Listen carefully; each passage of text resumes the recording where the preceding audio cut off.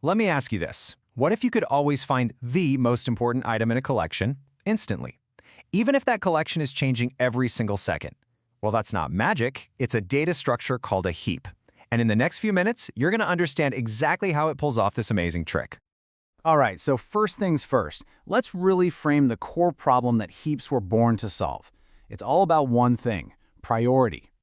Picture this. You're running an emergency room. You have to know who the most critical patient is at all times. Or you're a computer's operating system, and you've got to decide which task to run next. Or maybe you're just trying to find the top 10 trending topics on social media. In all these situations, you have the same burning question. What's the number one item right now? Well, that exact problem has a name in computer science. We call it a priority queue. And yeah, you could try to build one with a plain old list or something, but the most efficient, the gold standard way to do it is with a heap. It is literally purpose-built for this job. Okay, let's dive into this. What exactly is a heap? I mean, how is it put together to be so ridiculously fast at finding that top item? The absolute best way to picture a heap is like a pyramid. It's a tree, sure, but it's a special kind of tree. It is perfectly balanced, always filled in from the top down, from left to right, with absolutely no gaps. And this perfect, compact structure is what allows for a really clever trick in how we store it. Okay, so if we want to get formal, we call it a binary heap. That no gaps filled left to right rule, that's just a fancy way of saying it's a complete binary tree. And every single node, every parent in this tree has to obey one simple rule. We call it the heap property. And that property, it comes in two delicious flavors. You've got your min heap, where every parent has to be smaller than or equal to its kids. This forces the absolute smallest item to bubble all the way up to the top. And then you have the max heap, which is, you guessed it, the exact opposite. Every parent is larger than or equal to its kids, which pushes the biggest item to the top. Simple as that. Now, here it is. This is the heap's cleverest trick. Because that tree is so perfectly packed, we don't need all those messy pointers and nodes to store it. We can just flatten the whole thing into a simple array.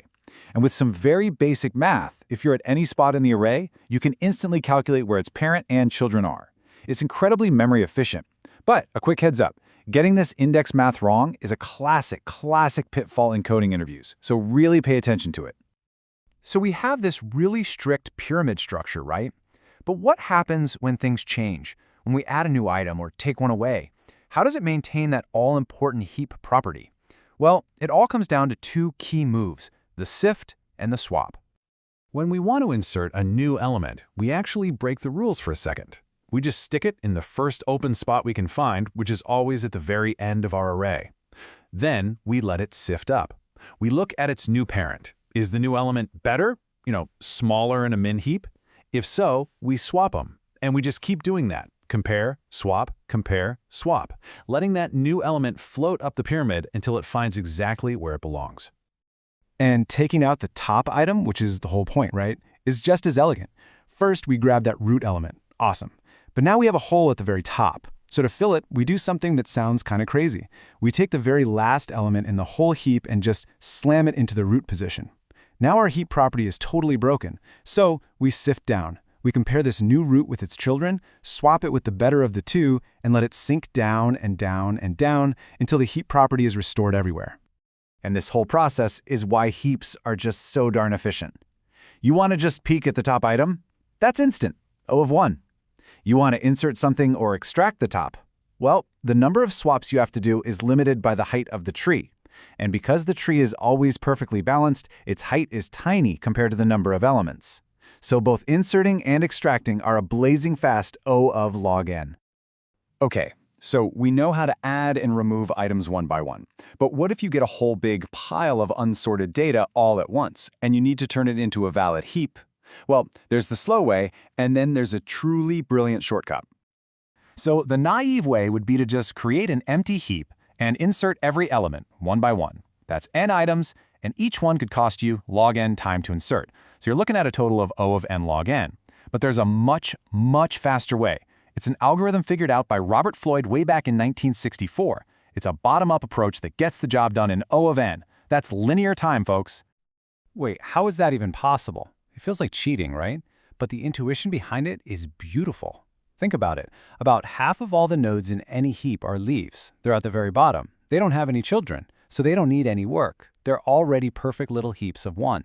We only need to fix the parents. By starting from the last parent in the array and working our way backwards to the top, sifting down as we go, we guarantee that by the time we get to any node, the pyramids below it are already valid heaps. And since most of those nodes are near the bottom anyway, they only have to sync a tiny distance. All that saved work is what brings the complexity down from O of n log n to just O of n. It's genius. So yeah, let's just let that sink in. O, F, of. The crucial point here is that this linear time build is a huge advantage. Anytime you need to start with a big chunk of data, this heapify algorithm is the way to go. And you better believe it's a detail that interviewers love to poke at. All right, we've gone deep on the theory. But why does any of this matter? Where are you actually going to use a heap in the real world? Okay, especially if you're prepping for coding interviews, you need to listen up. You will see these patterns over and over again. Problems like find the k-largest element, find the top k-frequent items, or merge k-sorted lists. These are all textbook problems where a heap isn't just an answer, it's the optimal answer. The key is to recognize the pattern. Anytime you hear, I need to keep track of the top k of something, your brain should immediately scream, heap. And trust me, it's not just for interviews. Heaps are the workhorses behind the scenes in so many systems you use every single day. They're what operating systems use to schedule which process gets to run next. And they're a critical piece of famous pathfinding algorithms like Dijkstra's, which is used in everything from network routing to your GPS. So, where does the heap fit in the big data structure family? Well, if you compare it to a balanced binary search tree, the heap is faster at just finding the min or max, but it can't give you everything in sorted order.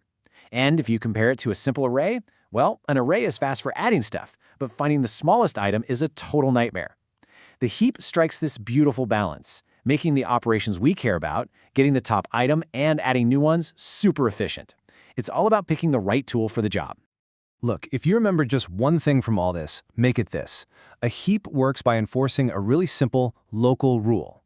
A parent is always better than its immediate children. That's it. But by enforcing that one simple rule everywhere, it produces a ridiculously powerful global guarantee. The absolute best item in the entire collection is always waiting for you right at the root. And that leaves us with one final, provocative thought. A heap is unbeatable at giving you the number 1 item, but because it's only partially ordered, it actually knows almost nothing about the rank of the other elements. So, how would you efficiently find the 500th largest item? That's a challenge where the heap's limitations start to show, and it pushes you to think about what other clever tools you might need.